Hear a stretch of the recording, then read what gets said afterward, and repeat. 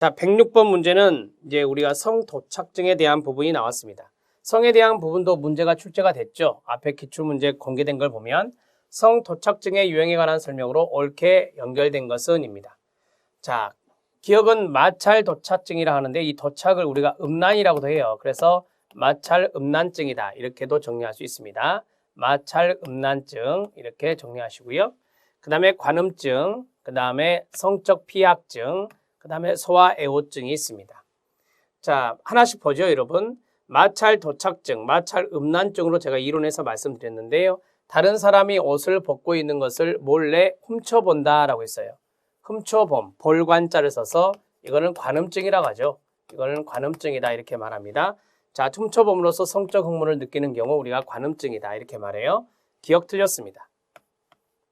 자, 니은 들어갑니다. 동의하지 않는 사람에게 자신의 성기나 신체 일부를 접촉에 동그라미요.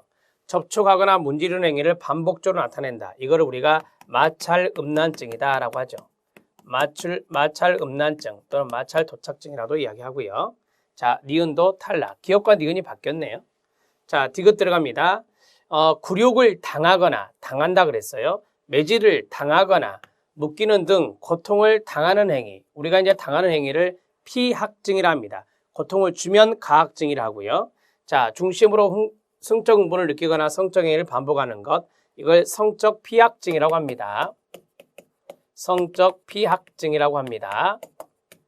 우리가 이제 성적 피학증, 우리가 이제 이 피학증을 세디즘이라고 하나요? 아니면 마조히즘이라고 하나요?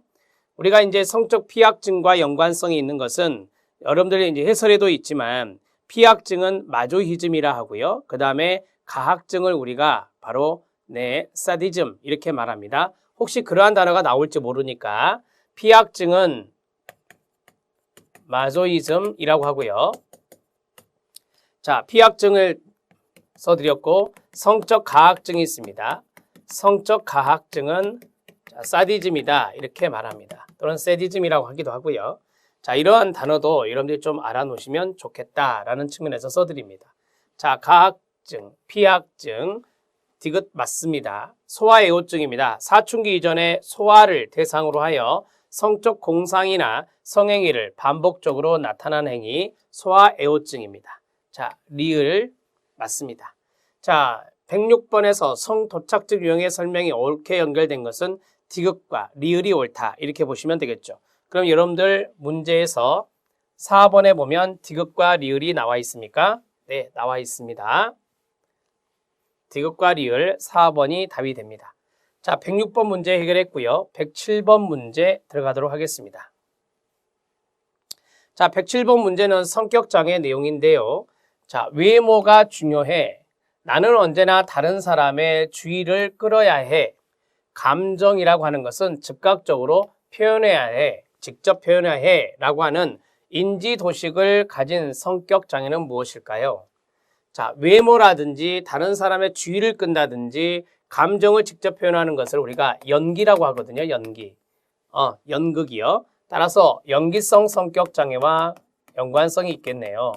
그러면 연기성 성격장애와 동의어는 히스테리성이라고 제가 말씀을 드렸죠. 히스테리성 성격장애와 동의어다. 이렇게 묶어서 아시면 됩니다. 편집성 성격장애가 있습니다. 먼저 그룹을 해보겠습니다. 이게 A형이고요. 그 다음에 히스테리는 B형입니다. 그 다음에 자기애성도 B형에 들어가고요. 강박성 C형에 들어갑니다. 분열형 A형에 들어갑니다. 이렇게 A, B, C를 구분하는 것도 시험에 출제가 됐죠. 편집성 성격장애는 의심이란 단어가 키워드가 됩니다.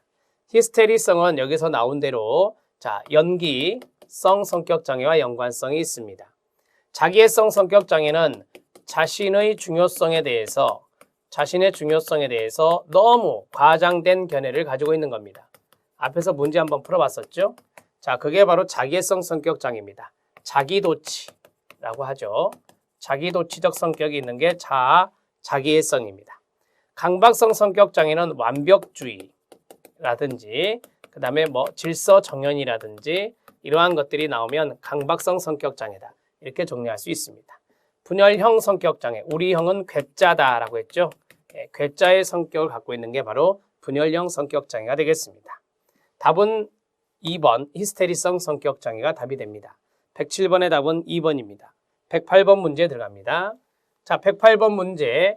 혈액 속의 다음 중 혈액 속의 CO2 수준의 예민한 생물학적 취약성, 그 다음에 과잉호흡, 조금 느낌이 오시죠? 과잉호흡 보고, 자, CO2 수준의 변화에 대한 생리적인 오해석에 유발될 수 있다는 생물학적 이론이 제시되고 있으며, 가로, 결정적 힌트, 특정한 장소에 대한 공포증인 광장공포증이요. 이것과 관련이 있는 장애는 무엇입니까? 아시죠? 네, 공황장애라고 하죠. 공황장애가 바로 여기에 들어갈 수 있습니다. 공황장애는 과잉호흡에 문제가 있습니다. 과잉호흡에 문제가 있고요. 그 다음에 공포, 불안, 이것과 연관성이 있습니다. 그래서 광장공포증이 동반되는 경우를 우리가 공황장애다 이렇게도 이야기할 수 있죠. 자, 여기는 이제 충격적인 사건이죠. 충격적인 사건을 경험 후에 나타날 수 있는 것이 바로 PTSD라고 하는 외상후 스트레스 장애입니다. 양극성 장애가 있는데요. 어차피 뒤에서 나오겠지만 양극성 장애는 우울이라는 것과 고양된 기분, 조증이라고 하는 고양된 기분이 서로 번갈아가면서 나타나는 것을 양극성 장애다 이렇게 이야기합니다. 자, 양극성 장애는 대개 이제 1형과 2형이 있는데요. 자, 1형과 2형이 있는데 두 가지 순환성 장애라는 것도 있어요. 그건 나중에 나올 때 보기로 하고 1형과 2형을 좀 구분해 볼게요. 자, 1형은 대개 이제 조증이 있는 형태를 우리가 1형이라 하고 그 다음에 여기 2형은 우울이라고 하는 것과 그 다음에 경조증이 나타났을 때 우리가 이것을 2형이다 이렇게 이야기합니다. 자, 신체형 장애 앞에서 말씀드렸죠. 심리적인 요인에 의해서 신체적인 증상이 유발되는 거, 정신분열증은 망상과 환각이 나타나는 장애다. 108번의 답은 1번입니다. 109번 문제 들어가겠습니다. 자, 109번 문제는 외상후 스트레스 장애 PTSD가 나왔습니다. 시험에 잘 출제가 되죠. 자, 옳은 것은입니다. 충격적인 외상 사건을 경험하고 난 후에 불안 상태가 지속되는 겁니다. 제가 앞에서 말씀드렸죠. 충격적인 어떤 큰 사건을 경험하고 난 다음에 PTSD를 경험한다. 인지적 입장에 따르면요. 이 장애는 충격적인 외상 경험이 개인의 신념체계, 사고체계에 수용되지 못하여 발생한다고 봅니다. 인지적 입장 맞습니다. 만성 스트레스 장애는 외상후 스트레스 장애와 매우 유사한 증상을 나타내는 불안 장애로서 외상 사건 경험 후에 단기간 해리 현상은 기억 상실을 말하는 거거든요. 기억 상실. 여러분, 여기 외상후 스트레스 장애는 충격적인 사건을 경험한 다음이라서 만성 스트레스가 아니겠죠. 당연히 급성이 됩니다. 급성 스트레스와 관련성이 있습니다. 자, 최근 생활의 스트레스나 변화와 같은 개인적인 위험 영역을 지닌 사람들이 끊어봐요. 외상 사건 후에 이 장애를 나타나기가 쉽습니다. 그러니까 어떤 사람이 생활에 스트레스를 많이 받고 있었어요. 자, 이러한 위험 요인을 갖고 있는 사람이 만약에 외상 사건이 나타났다. 그러면 이제 그 다음에 이러한 장애를 훨씬 더 유발하기가 쉽다라고 하는 측면입니다. 자, 기억과 니은과 리을이 맞는 내용이 되겠습니다. 이렇게 정리하시면 돼요. 자, 옳은 것을 찾아냈고요. 답을 한번 보시죠. 답을 보시면 네, 기억, 니은, 리을 5번이 답이 되겠습니다. 이렇게 정리가 되네요. 자, 이제 110번 문제 들어가도록 하겠습니다.